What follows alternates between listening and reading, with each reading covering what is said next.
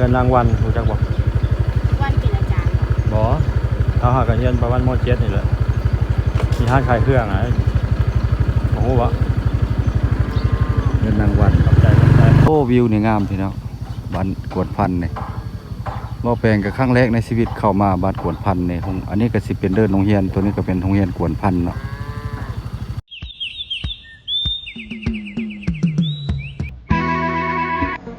สบายดีคลิปนี้สิพาพี่พาน้องไปเลาะเที่ยวเลาะชมบ้านนาคอแล้วก็บ้านกวนพันพี่น้องไปเลาะเที่ยวเลาะชมบางวันน่ะว่าสิงามกันสำใดสวยงามกันสำใดชาวบ้านนาคอหรือว่าบ้านกวนพันเรา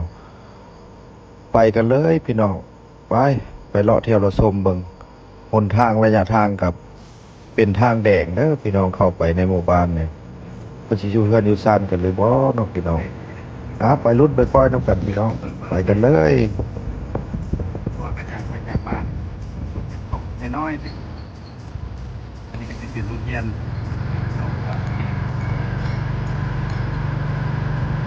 เราวันนกอนี่ก็ต้นรักกันเป็นหน้าเป็นรักพี่น้องเป็นไทยนี่ก็โอ้หลายประเด็นเนาะมีการ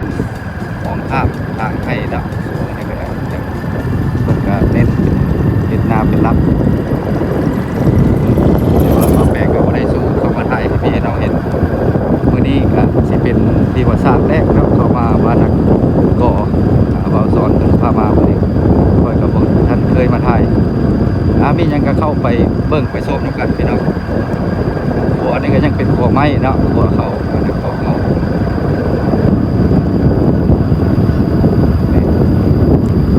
เป็นหัวไม้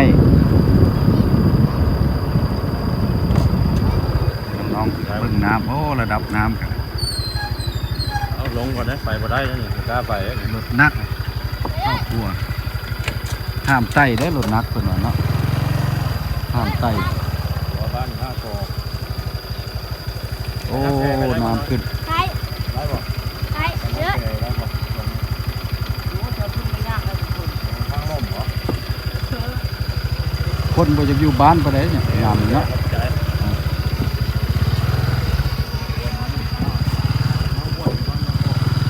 ภูเขาหุ้มไปด้วยผาหินปูนบานากอขึ้นกับเมืองมหาไซแข่งขมวนพี่น้องห้วยตัวนี้ก็จะคือกันกับห้วยเชียงลงเนาะน้ำกำลังขึ้นฝั่งฝั่งห้วยยังมีน้อยมูบอกคิดว่ามูยังมีห้วยยังไงห้วยนักกอกห้วยวันนักกอกขอโทษขอไปดีนะวันนักกอกวันนักกอก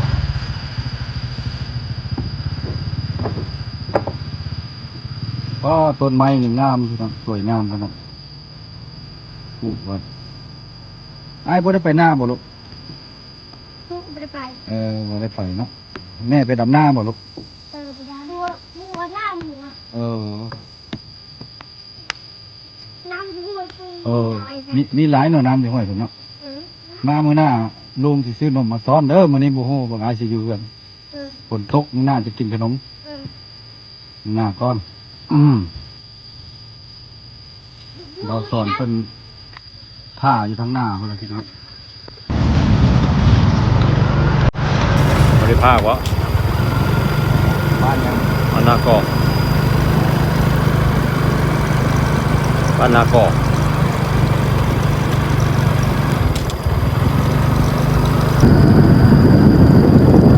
น้อยหลังมาเรือนะติดก็หน้าผาเลยบ้านนี้นะ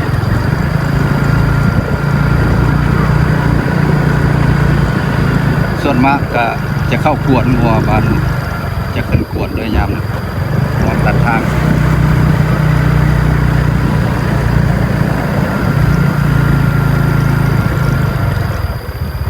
งัวหลายเนาะโอ้งัวหลายนี่บ้านโอ้มีแต่ตัวพี่เนาะมีแต่ตัวตุ้ยเนาะโอ้รวมสมบูรณ์อยู่ครับกินหญ้ากินชุดตัวนี้บ่กินข้างแล้วบ่แล้วยังไปต่ออยู่บ่ฮอดพุ่นน่ะน่าสะอาดพุ่นน่ะโอ้ฮอดน่าสะอาด ตัวนี้ทางออกไปทางใหญ่ ตาสะอาดแล้วดิแต่ว่าไปทางหน้ามันไปบ่ได้ไปได้ด้วยมันทางมันฝนมันตกเนี่ย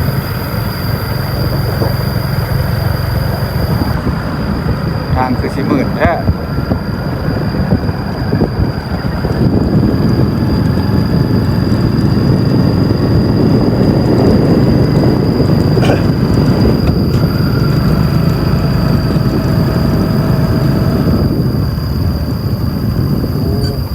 มืด โยโยโยโยโย โอ้โหอะไรตกพอดีกันเนินพี่น้องเป็นภาพมืดเนาะ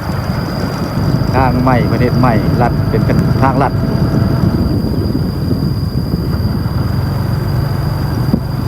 ทางมืดพี่น้องเดี๋ยวกลับทางเก่าแล้วอีกทางมืดเอาอีก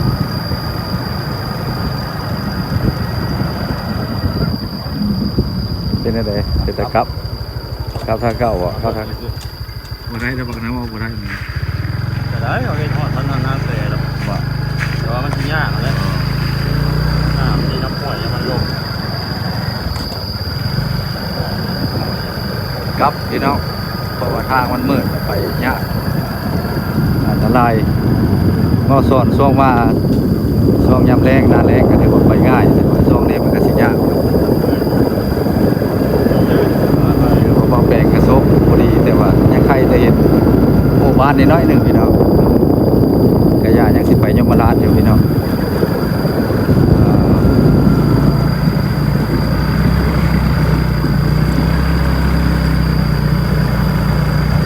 น้ำมันกับพี่น้องจาก30,000ฝนตกย่าน้ำมันบ่ฮอดบ่พอบืนทางยากหลายกลับก่อนบ่กลับก่อนบ่ไปทางหน้าเนาะตลาดยมราชไปนิดนึงจ้ะ นี่ก็เป็นคลิปภาพบรรยากาศของบางตอนพาพี่น้องมาเลาะมาเที่ยวตลาดขายอาหารธรรมชาติบ้านโคกสว่างเมืองธรรมราชไปขบวนเป็นอย่างไรสามารถคอมเมนต์มาตำหนิที่ส้มให้กำลังใจบางตอนได้เนาะมาฮอดนี้ขอลาไปก่อนเนาะสำหรับคลิปนี้สบายดี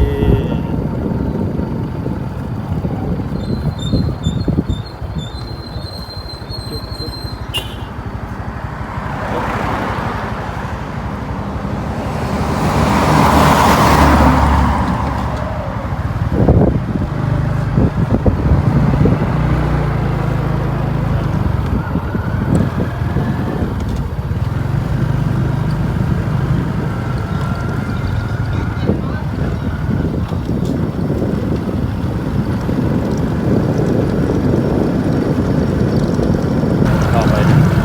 อันนี้ก็เป็นทางเข้าบ้านพอดแคสไปทางหน้าก็จะมีบ้านปวดพันธุ์พี่น้องครับมหาไซ ยมราช เมืองยมราชเป็นขบวนคนออกไปพี่น้องยมราชเนาะทางก็ซ้ำนี่แหละพี่น้องเข้าไป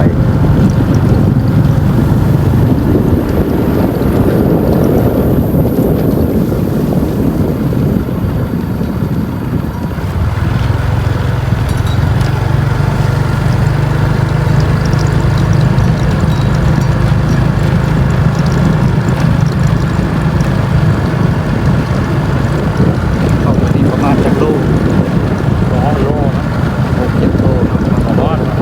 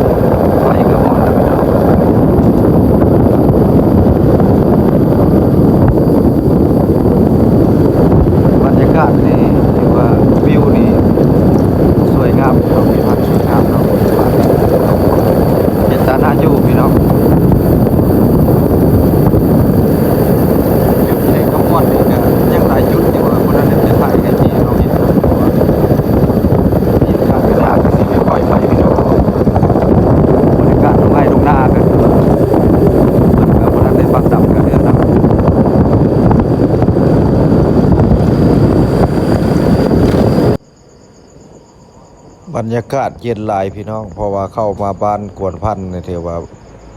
ผู้พาหุ้มไปด้วยหินปูนพี่น้องชาวบ้านนี่ก็ถือว่า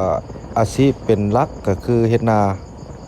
เป็นหลักเนาะพี่น้องเพราะว่าบ้านติดแคมตะลิ่งผาแต่ว่าอากาศเย็นสบายพี่น้องเพราะว่ามันบ่คือที่ว่าอยู่ในตัวเมืองแขกก็จะร้อนจะเย็นจะคือกันกับโมติวพี่น้อง ร้านขายเครื่อง ติว ก็ ก็ มี เย็นคือกันเนาะ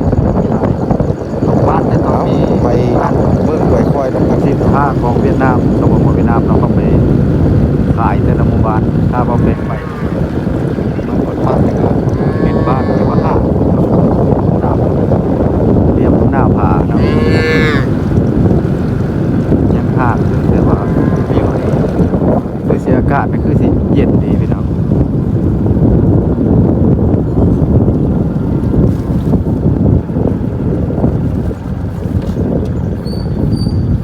ถามได้ว่าอะไรเพื่อนนางวันอยู่ไสบ่เพื่อนนางวันรู้จักบ่ วันเป็นอาจารย์ บ่เขาหากันเรียนประมาณม .7 นี่แหละมีร้านขายเครื่องอ่ะบ่ฮู้บ่เพื่อนนางวันขอบใจขอบใจ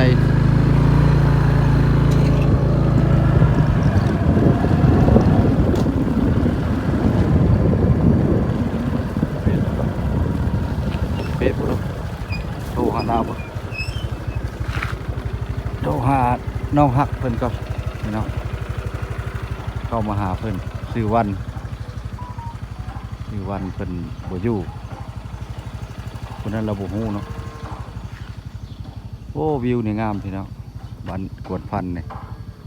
บ่แปลงกับครั้งแรกในชีวิตเข้ามาบ้านกวนพันธุ์นี่อันนี้ก็สิเป็นเดินโรงเรียนตัวนี้ก็เป็นโรงเรียนกวนพันธุ์เนาะสิประมาณประถมนี่แหละพี่น้องประถมมัธยมป่านนั้นนะเนาะโรงเรียนก่อนพันจุดนี้ก็ถือว่าอันเฮ็ดแล้วสำเร็จแล้วตัวนั้นละยังเนาะไปบ่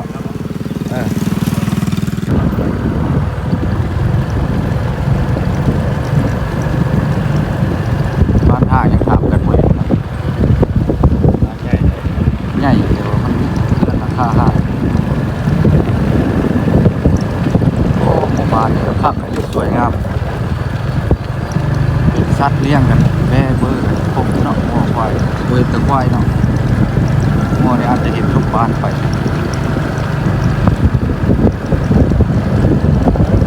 ทะเลหมอกงามเลยบ้านไปคำนวณบ้านใหญ่ปวดใหญ่ปวดพันขึ้นกับยมเมืองยมราชแข่งขมวดครับ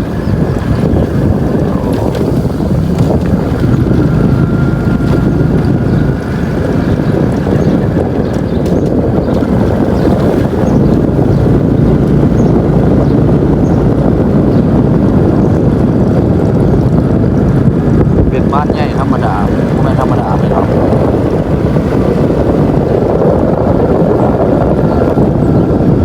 เริ่มมาจะให้แต่หน้าแล้วค่ำแล้ว4 โมงบ่าย5 โมงแล้ว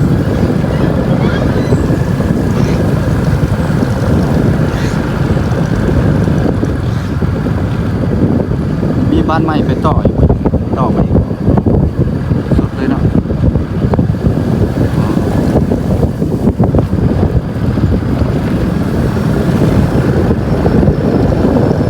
บ้านติดกระดาษผ่านนี่อากาศเย็นว่าบ่จะร้อน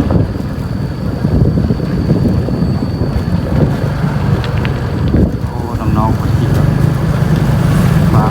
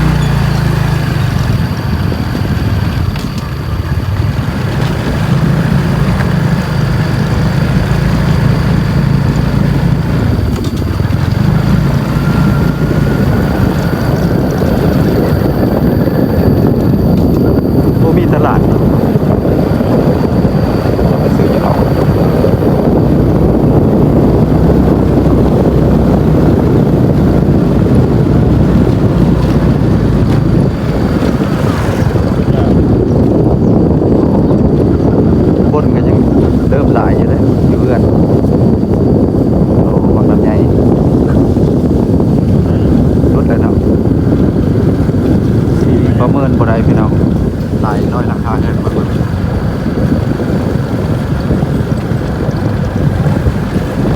เป็นบ้านยาวๆแต่ว่าบ้านผ้าบ้านใหญ่พอสมควรคนพัก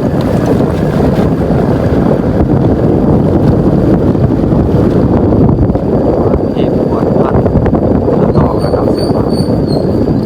บางคนก็สิโอ้โหได้ยินแต่ชื่อเนาะแต่ว่า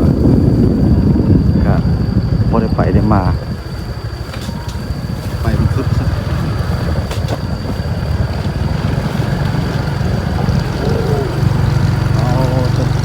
ผู้ดำก็ดำพี่น้องบ้านน้ำแทนวิวใหญ่อากาศโอ้สัญญาณก็มีเนาะเครือข่ายอินเทอร์เน็ตก็มีสัญญาณเครือข่ายอินเทอร์เน็ตก็มีพี่น้องอากาศเหมาะสมเบิ่งอายเพื่ออยู่หน้าผาพี่น้องบ้านกลุ่มผักสวยงามหมดพี่น้องขั้นแคมบ้านอย่างเงี้ยน้ำยังแห้ง